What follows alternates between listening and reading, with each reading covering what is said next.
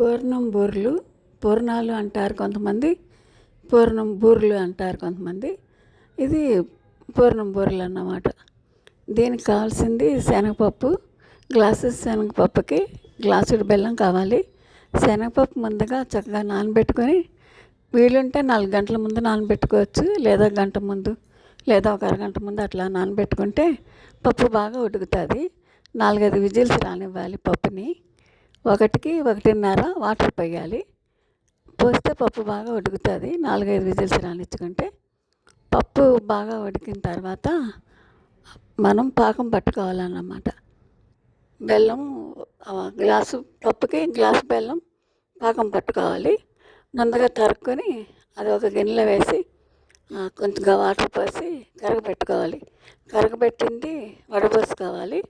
వడబోసిన దాన్ని కొద్దిగా దగ్గరికి రానిచ్చి పాకం కింద అప్పుడు పప్పులో మళ్ళీ వడబోసి పోసుకుంటే అది నీట్గా ఉంటుంది అన్నమాట. తొక్కు రాళ్ళు మట్టి అది రాదు, బాగుంటుంది.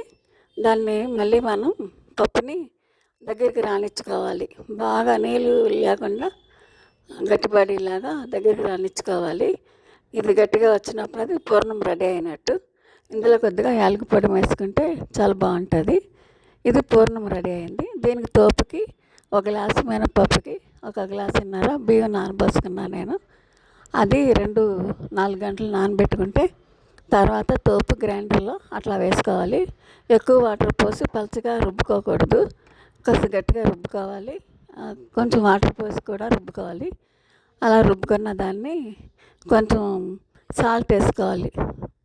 ఒక 1/2 స్పూన్ సాల్ట్ వేసుకుంటే మనకు తోపు రెడీ అయినట్టు. ఈ పూర్ణాలు మనం ఉండల కింద చేసుకోవాలి. చిన్న చిన్న ఉండల కింద చేసుకొని ఆ తోపులో ముంచి నూనె బాగా వేడెక్కాలి.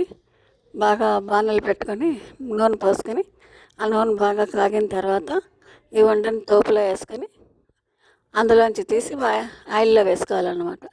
అట్లా ఆయిల్లో వేసుకుంటే బాగా వేగుద్ది. ఒకవైపు వేగిన తర్వాత రెండో వైపు తిప్పుకుంటే పూర్ణాలు బాగా వేగుతాయి.